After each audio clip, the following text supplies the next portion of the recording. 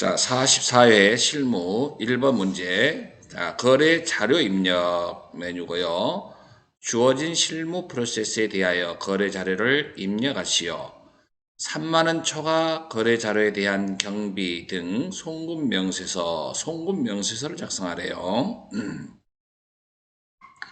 여기 보니까 운반비가 20만원이 들었어요. 어디로 들었냐면 이것 20만원은 뭘로 줬느냐, 자료 2번을 보니까 보통 예금에서 20만원이 찾았네요. 그러면 요 분계를 한다면 여러분 차변에 거래 자료를 입력하시오. 그 다음에 경비 등 송금 명세서를 작성하시오. 돈 변의 명세서를 작성하라. 경비 등 송금 명세서를 작성하라. 이런 얘기죠. 그럼 일단은 여기 거래 자료를 입력해야 되니까 분계를 먼저 해야 되겠죠. 여러분 분계할 때 차변에 뭐가 될까요? 차변에 운반비 20만원. 대변에는 다 같이 무슨 예금? 보통 예금. 이렇게 20만원. 이렇게 분계하면 되죠. 예, 20만원. 이렇게. 그러면 이걸 우리는 입력은 할 수 있잖아요. 자, 입력하러 갑니다. 입력하러. 자, 일반 전표 입력을 클릭하시고요. 다 같이 차변에 날짜는 다 같이 매달 며칠 3월 5일로 갑니다. 3월 5일로 갑니다. 차변에 운반비 코드 번호는 824번 운반비. 금액은 얼마? 20만원. 그리고 대변에 보통예금은 다 같이 무슨 은행인가 봐봐요. 국민은행이라고 걸어주시고 20만원이라고 입력하시면 되겠습니다. 거래 자료를 입력을 했고요. 그 다음에 우리 두 번째 뭐라 그랬냐면요. 자, 거기 보시면 자료, 평가 문제, 경비 등의 송금 명세서를 작성하라 그랬습니다. 그럼 전체 메뉴를 와서 그 메뉴를 찾아야 되겠죠. 결산 재무제표에 쭉 내려보면 제일 끝에 경비 등의 송금 명세서 보이나요? 예, 날짜는 다 같이 매달 며칠 2020-0305 그리고 상호가 다 같이 어디예요? 상호가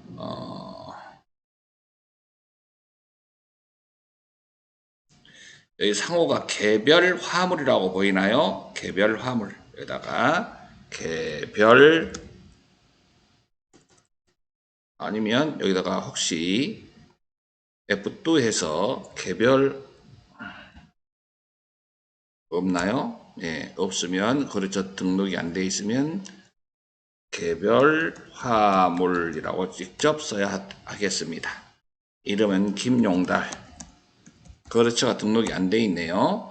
그 다음에 사업자 등록번호 120-21-21-12348.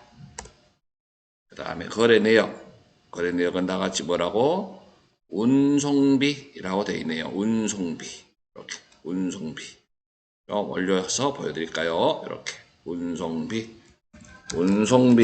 그리고 거래 금액은 얼마입니까? 20만원.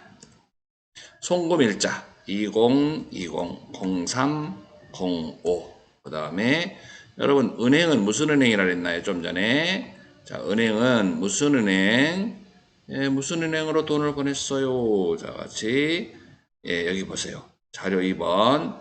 예, 신한은행. 여기 아니요, 여기.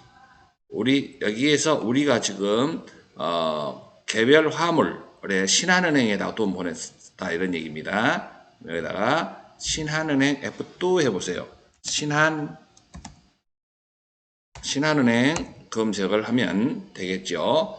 그 다음에 계좌번호 552- 그 다음에 21- 그 다음에 1153-800 이렇게 하면 되겠습니다. 다시를 쳐줘야 되나? 52-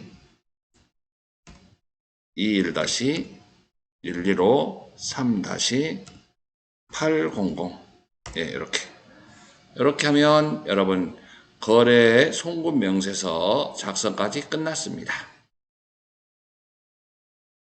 예, 다음 예, 이제 두 번째 문제 한번 봅니다. 두 번째 문제는 전자어음을 발행했네요. 어음을 발행한 건가요? 2,500만 원짜리 어음이 있고 자료 설명을 한번 볼까요? 자료 설명을 보면 자, 한국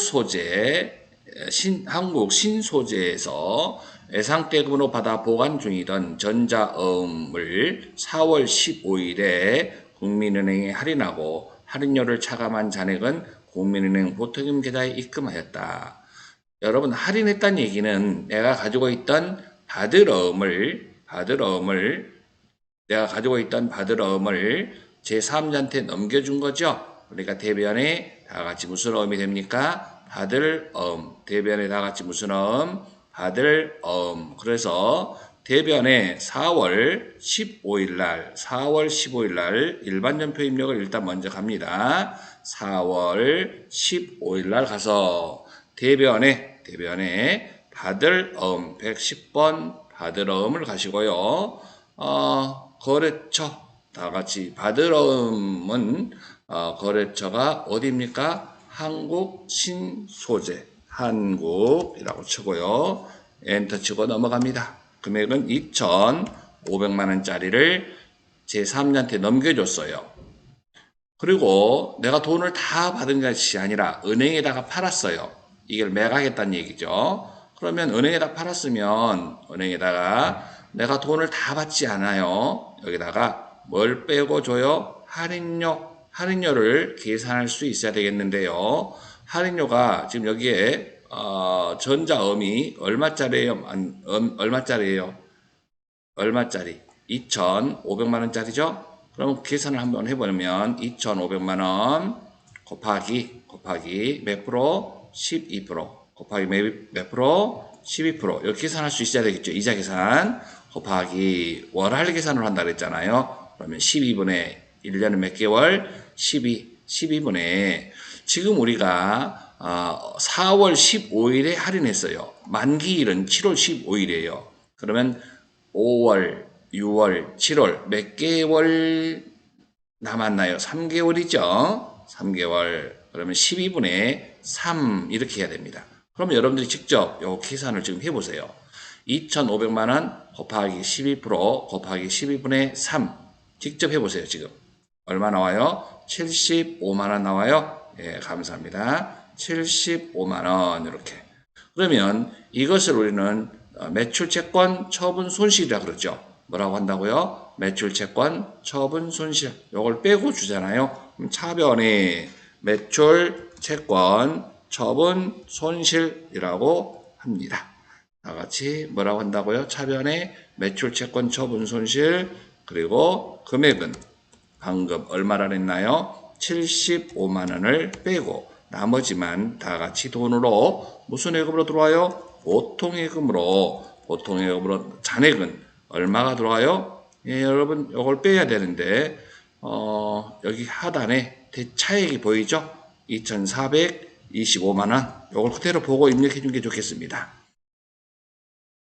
여러분 여고 분기를 못하는 사람이 어디 있겠어요? 여러분들이 세무 2급, TAT 2급인데 그런데 여러분 중요한 건 여기서 뭐냐면 거래 자료를 입력하시오. 바로 밑에 봐봐요. 자금 관련 정보를 입력하여 받으러옴 현황에 반영하시오. 이게 키포인트예요. 받으러옴을 클릭해 주시고 받으러옴을 클릭하고 다 같이 자금 관리를 가야 돼요. 기능 모음에 역삼각형 클릭하고 자금 관리 클릭. 그러면 자금 관리가 하단에 새로운 창이 떠요. 자, 할인한 거 맞지요? 할인한 거 맞아요. 번호에다가 클릭 F2. 여기에서 2,500만 원짜리 이 번호가 맞는지 확인하고요. 그 다음에 여러분 선택합니다. 확인.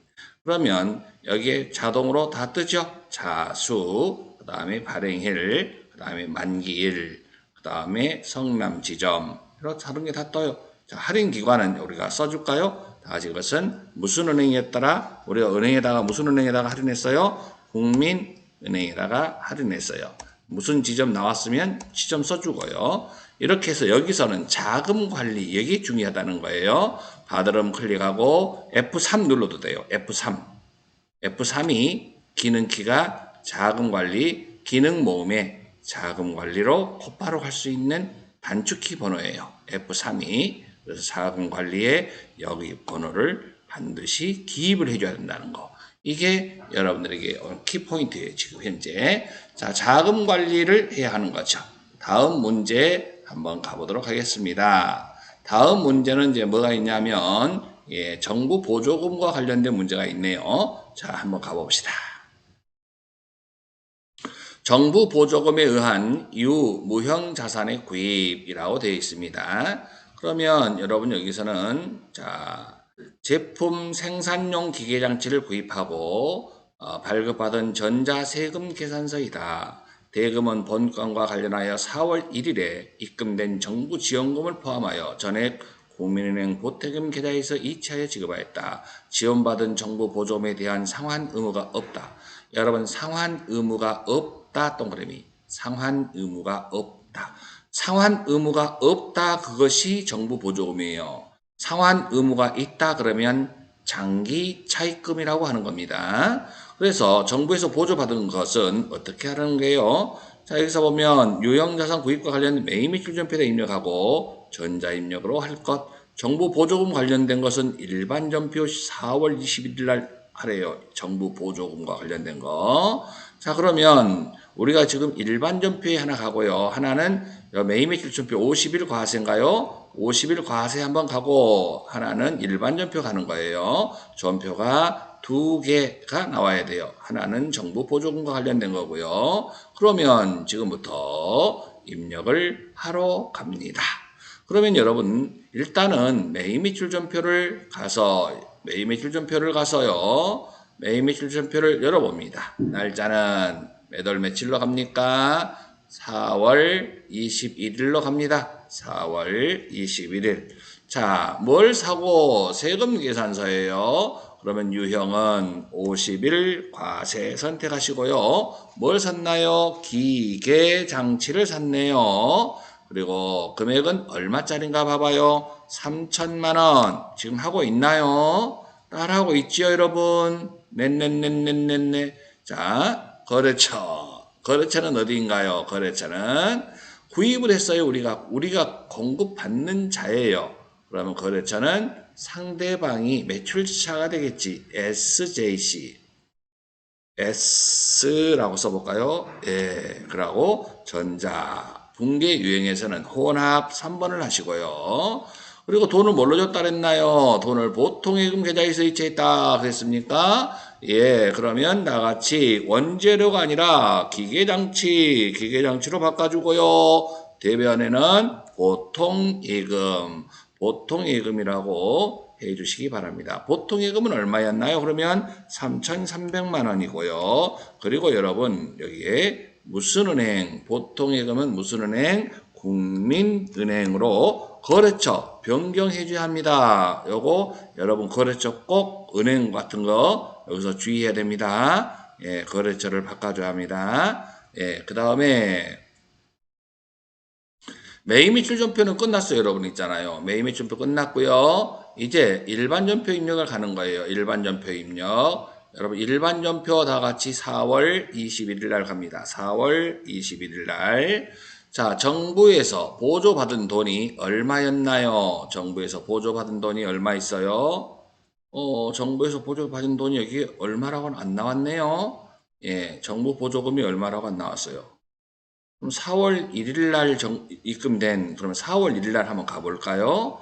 4월 1일 일반 전표 한번 가봅시다. 4월 1일 일반 전표에, 정부에 보조받은 게 여러분 2천만 원이 있었어요. 그러면 여기에 지금, 자, 대변에 있던 정부 보조금 104번이 정리가 돼야 돼요.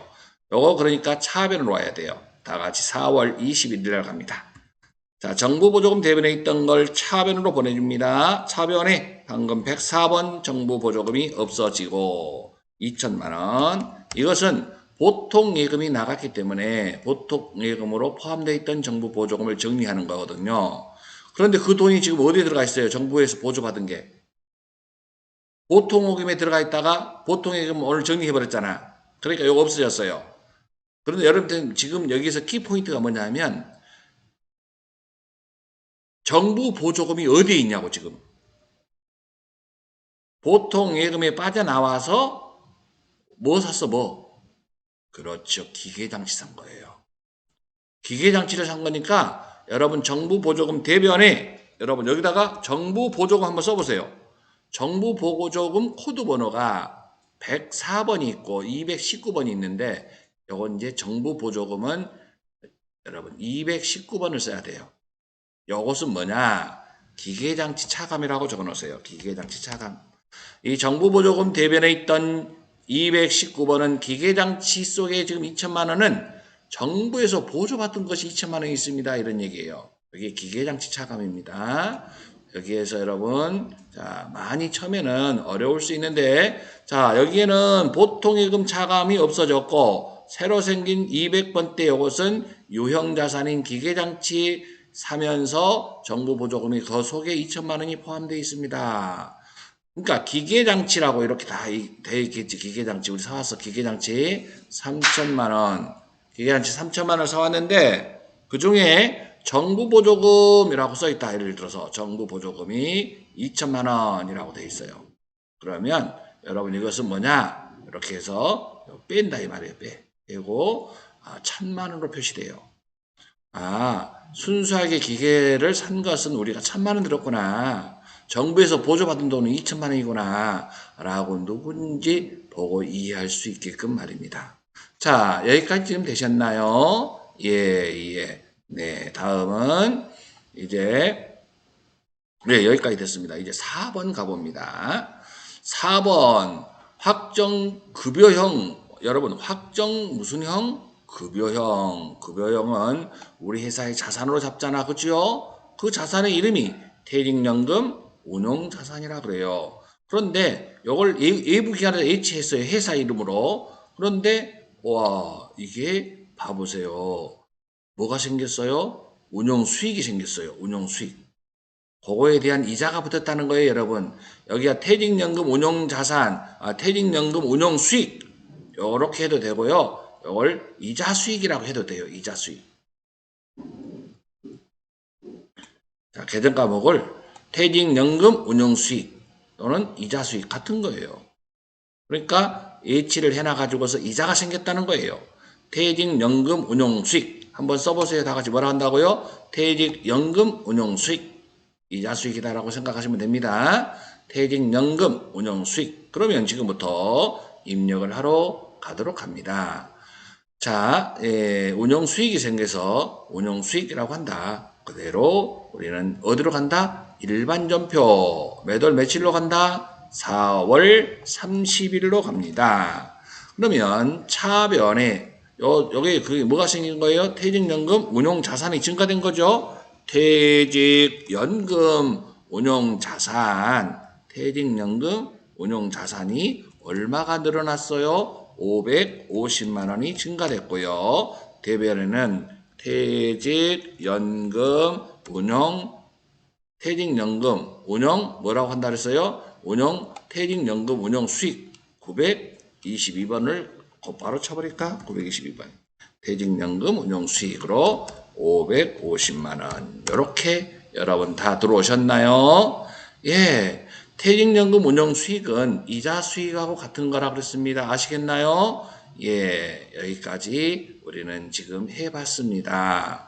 다음 봅니다. 이제 부가세와 관련된 문제는 여러분 잠시 쉬었다가 요거 정리하고 넘어갑니다. 아시겠습니까? 네.